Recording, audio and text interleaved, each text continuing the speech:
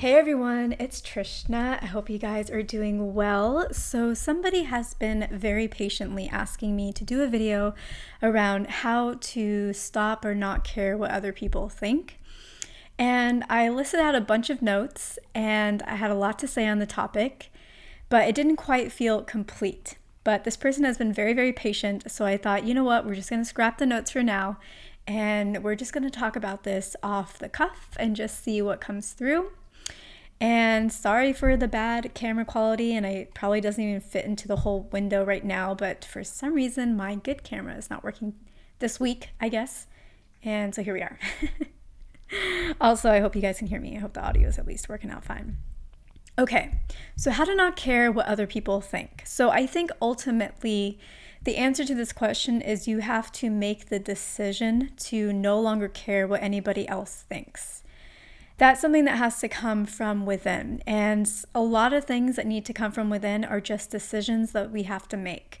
When we enter a law of attraction or manifestation kind of journey, we have to eventually decide that we're just going to believe that good can come, that better is possible.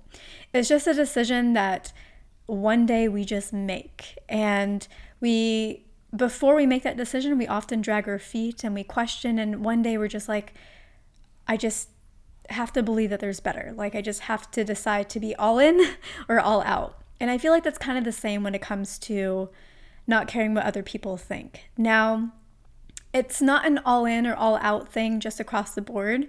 There are many different kinds of relationships that we have in life. We have relationships with our parents, relationships with our siblings, relationships with teachers, with friends, with colleagues, with a romantic partner.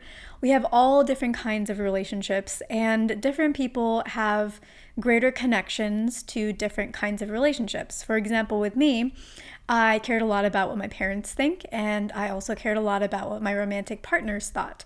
But when it came to most other people, things that they would say might affect me, but for the most part, I could probably just get over it and just give it a few days or even just a few hours, and I just be like, whatever, I don't care.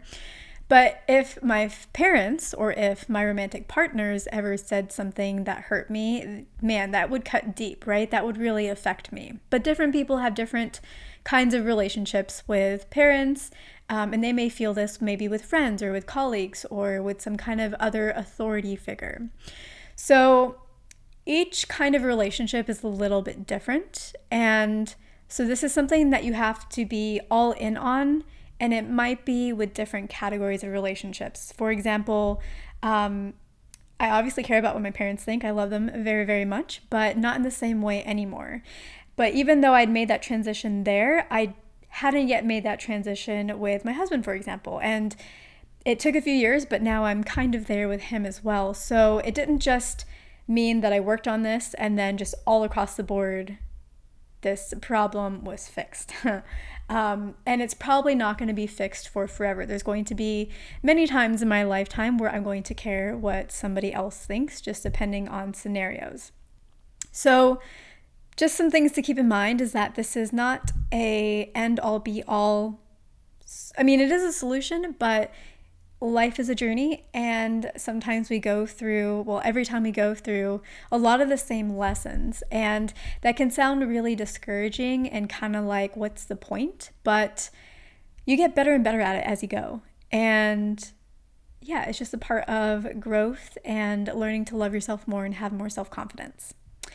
So okay, Trishna, you need to make the decision to no longer care what anybody thinks. That's the answer. You just have to decide. Okay, well, how do I decide that? So there's a few different ways. The probably most, is it the quickest way? One of the most effective ways, maybe not the quickest. I think they're all about the same length of time, but probably the quickest way is to just be bogged down by what people think about you so much that you just can't handle it anymore, and you hit kind of a rock bottom emotionally with regards to it, and then there is no way out but up. That has happened to me several times just with different relationships, where eventually I'm just like, you know what, I've tried so hard to please this person, to do everything right, to be there for them, etc., whatever, and still there's no appreciation. Still maybe I get passive aggressive comments. Still they don't really see me. And at that point, once you've kind of been in that place for a while, something just flips in your brain where you're just like, well, if I've tried everything at this point and nothing has worked,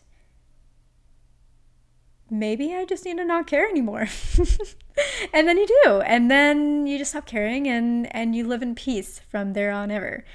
So that's one of the ways to go about this is you just care and care and care and care and care and care and care and care and care until one day you just can't care anymore. You're just depleted of that. And the only person that you can really care about is yourself now. And that's kind of the thing about what not caring about what other people think is really about. It's about who are you giving more weight to? Are you giving more weight to yourself and what you think and how you see things and how you see yourself? Or are you giving that power over to other people, to anybody? And is that really the best way? Because other people are fickle. Somebody could love you from the bottom of their heart, but if they're having a bad day, they might not react or say the nicest of things. They might not react well to something amazing that happened to you that day. They might not be happy about your success that day because they're not having success on that day or they haven't had it in a while. So people are very, very fickle, even the ones that love us the most, that care about us the most. And I think we often put other people and their opinions on a pedestal. And I think that comes from in society, and I don't think this is bad, but having authority figures and kind of being at their mercy, whether it's parents or school or bosses or, whatever it is. And I don't think it's necessarily a bad thing. I think it's important to listen to your parents, to tell you to not cross the street, to not take candy from strangers. Like, these are all important things, and those are good things to listen to, and so authority can be useful. But we never really learn how to graduate beyond that because people don't always want us to graduate beyond that. Our parents always want us to listen to us, even when we come into our own, when we become an adult and when we learn things for ourselves.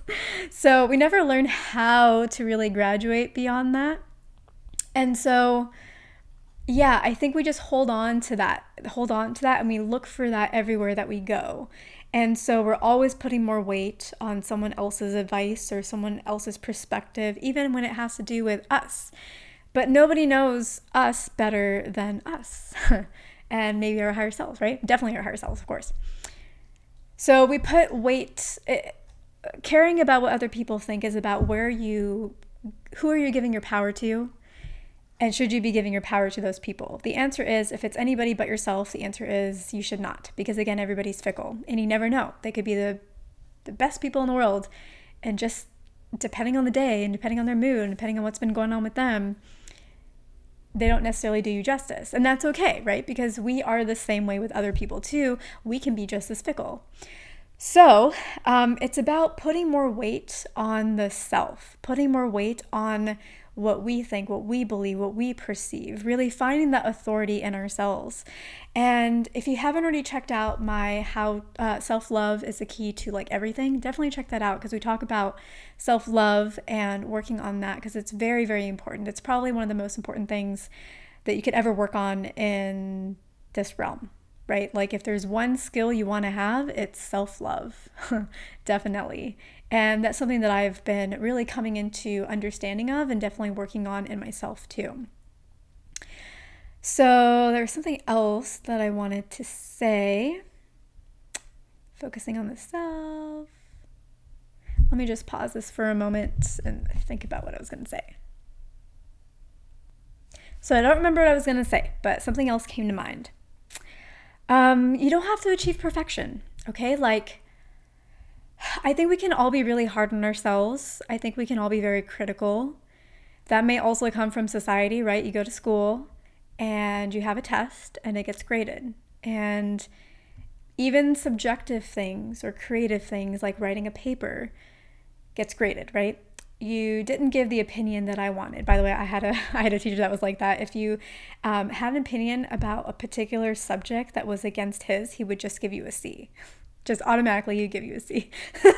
So, you learn, okay, we're just going to, you learn how to like satisfy other people based off of what their belief system is, especially when it's like an authority kind of thing. So we have this a lot of self-criticism, a lot of like being harsh with the self, a lot of not even waiting for an authority figure to judge us, but like prejudging ourselves so that we don't get judged by another person, right? So all of that factors into caring what other people think. Sometimes we think someone's going to think something even though they haven't thought it yet. We haven't brought up the topic yet, but we just think what they're thinking, you know? We just assume what they're thinking, and then we hold on to that as well.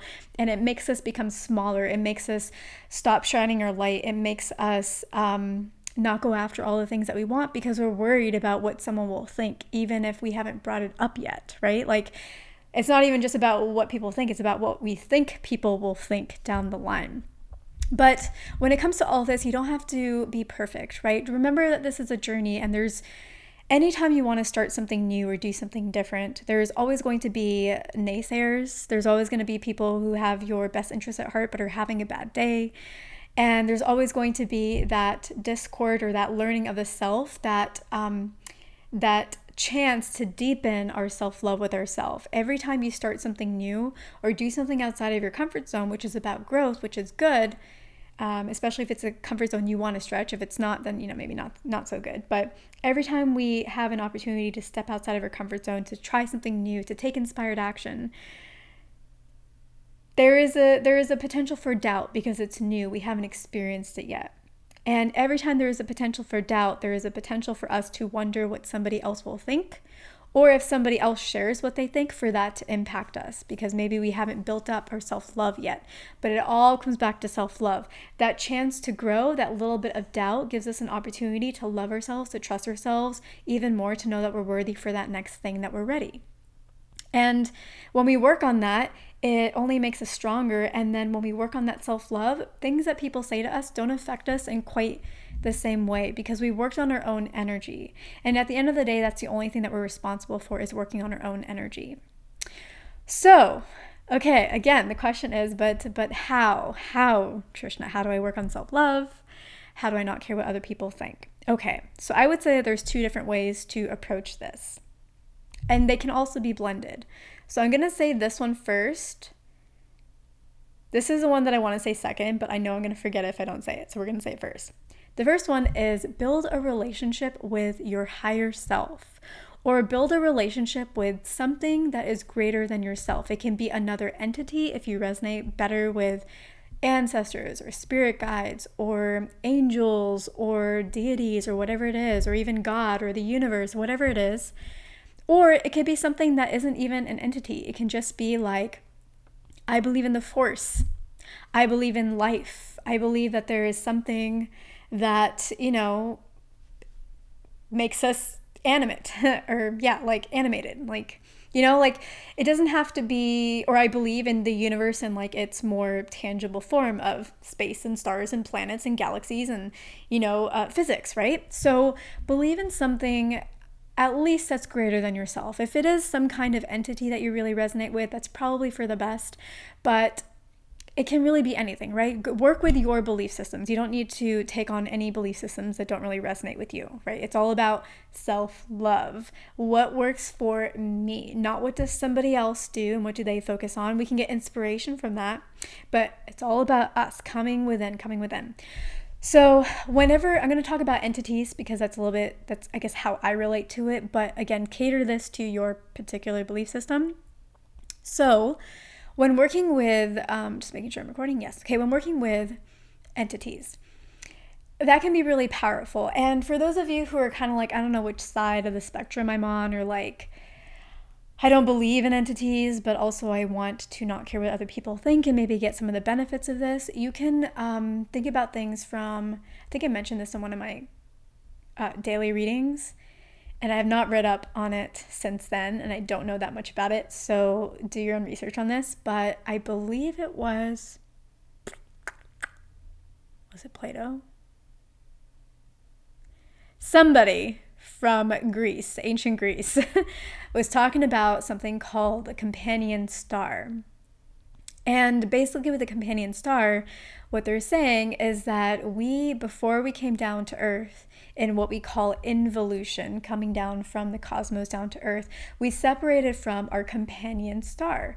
And we did that in order to come down to Earth to have the experience. And then when we're here on Earth, we then, instead of involving, we evolve, which means that we reconnect with our companion star, which is ultimately our other half, the other aspect of ourselves that we want to reunite with. And as we evolve, we become more and more in connection with that. So if you don't want to think about an entity, think about your companion star. I actually like thinking about my companion star. I think that's great, like my, the star that I was part of. Okay, so you have this entity or this other concept. It's important to connect to this because that companion star, that higher self, it is our guiding light. When we are here on Earth, we have the ego. Now, I know a lot of spiritual people like to talk about the ego and they think that the ego is bad. I am not really of that belief. Actually, I'm not at all of that belief. I believe that the ego is incredibly important for us. The ego is what has allowed us to survive and to thrive, or at least survive as a species, right? To continue to grow generation after generation after generation. And this is an example that I give like all the time. I should probably come up with new examples at some point, but they work, so we're going with it. Back in the day when we didn't live in houses and we didn't, find a way to kind of put nature at bay to an extent, we would be out in the jungle, right? And if we saw a lion, okay, so if we hadn't seen that a lion had devoured somebody or something, if we hadn't been told a story about how a lion devoured a previous ancestor, we would see that lion and we wouldn't be afraid, right? And then the lion would eat us. So we learn from seeing what happens and from what people tell us, right? What other people think, we learn from that. And then our ego, when it sees a lion, it freaks out and it says, holy shit, either flight, freeze, flight, that's 3 F's. Fight or flight or freeze, right? Those are the 3. We do one of those things, right? The ego is like threat, must act, okay? So the ego is important, right? It has its pluses and minuses like everything. The ego protects us, but sometimes it holds on to old stories. And sometimes it protects us from doing something new because that feels like a threat. And it prohibits our growth. And it makes us wonder what other people are thinking based off of what other people have thought of us and shared with us in the past. So the ego is protective, but sometimes it can get in the way. And that is why it is useful to have a companion star, higher self, guide, angel, whatever it is, ancestor, that is here that we can tap into and connect with. Because then when we do that, when we connect on that greater level, we connect greater than ourselves, which means that we connect greater than our ego, greater than what is here in the mind that has been programmed. And we connect to something bigger than ourselves. And when we do that and we get the inspired action, when we get the intuitive nudge or the intuitive message or whatever it is, the colors, whatever it is, when we get that information, that is when we know what thoughts we should actually listen to. Now, if you are not psychic yet, everybody who's interested in being psychic is psychic, but if you haven't really connected to that aspect to you, don't you worry, because this still works. Because every time you connect to something greater than yourself, something beyond the ego, you connect to something that feels amazing and beautiful. And whether you feel that way or not, you are raising your vibration. And when you raise your vibration, you think from a higher level than where you were thinking before. And when you do that, you don't care so much about what's out there because you're connected to what's in here. You're connected to what's in here. And the more that you connect to something greater, the more you connect to what's in here. And the more you connect to what's in here, the less anything out there matters. The less it bothers you, the more you're able to go with the flow, the more you're able to start seeing humor in things or to ignore things. And also through manifestation principles, the higher your vibration, the less you will meet up with the people who say negative things, right? Whenever they want to say something negative, maybe they suddenly have to go to the bathroom. Or maybe if they're in a negative mood, they cancel on you, and you may think like, oh my goodness, I'm hurt because they canceled on me, but maybe it's for the best, right? Maybe it's for the best. Your mind might go like, oh my goodness, maybe they cancel on me because they don't like me because we care about what we think. But now think about it differently. Maybe it's for the best. Maybe they were not in a good mood and they couldn't have received us in the best way. But it all starts with connecting to something greater, which helps us connect to that self-love that is deep within, right? It raises our vibration. When we feel good, when we raise our vibration, we feel good. When we feel good, we just feel good. You know, it's hard to dampen that. And we can raise other people's vibration too. So that will be the first thing, is connect to something greater than yourself. And in doing that, you raise your vibration. And in doing that, you don't care about what other people say as much. The other way is to think about things very logically. And, well, it's creatively and logically. Okay, so let's think about an example.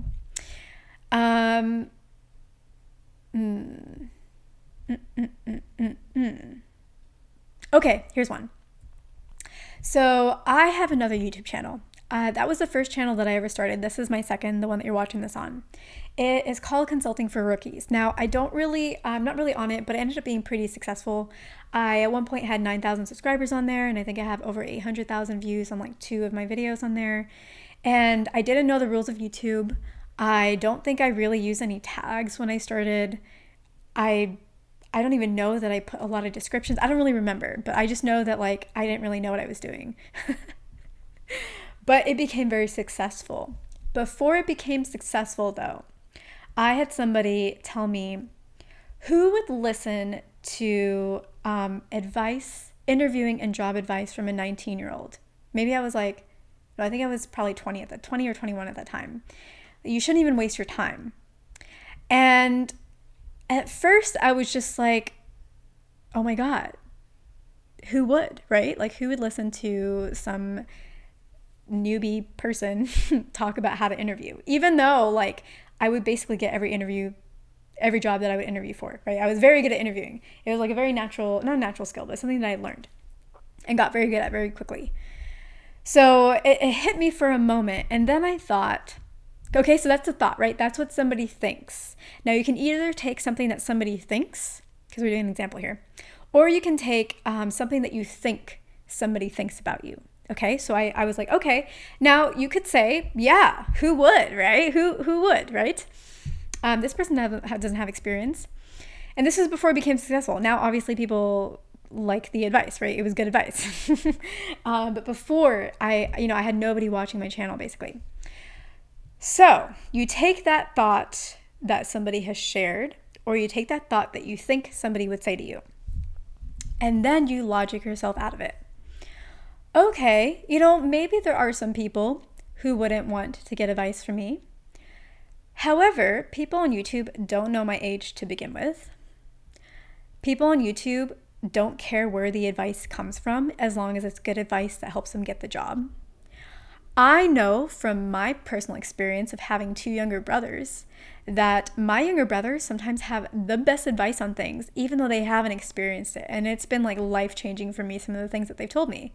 And I've just it's completely changed my perception of things. So I know that age doesn't really matter.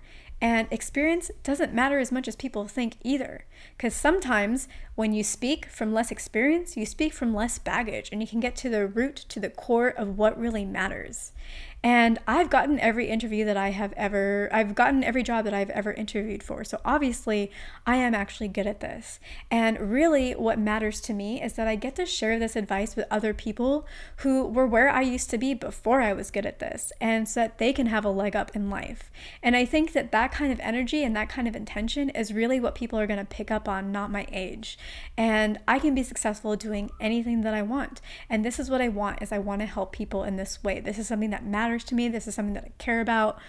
And so you basically use logic to go from where you are with their belief to what the truth really is. Okay, let's talk about truth. What is truth?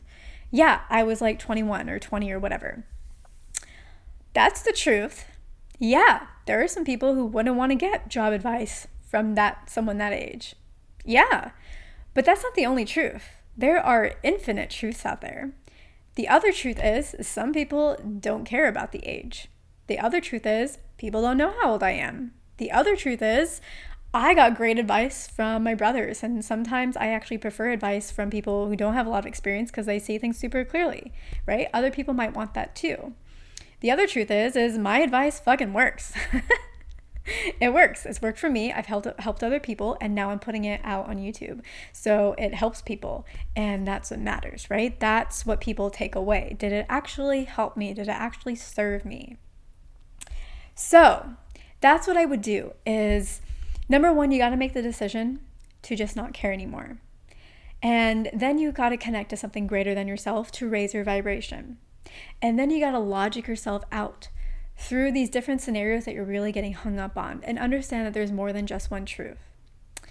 And yeah, those are probably the main points. You got to remember that it's about self-love, right? When you're choosing to focus on another truth, you're choosing to focus on the truth that gives yourself love, that lets you see reality from a different perspective, where you are loved and you are special and you are important and you are forgiven, etc., right?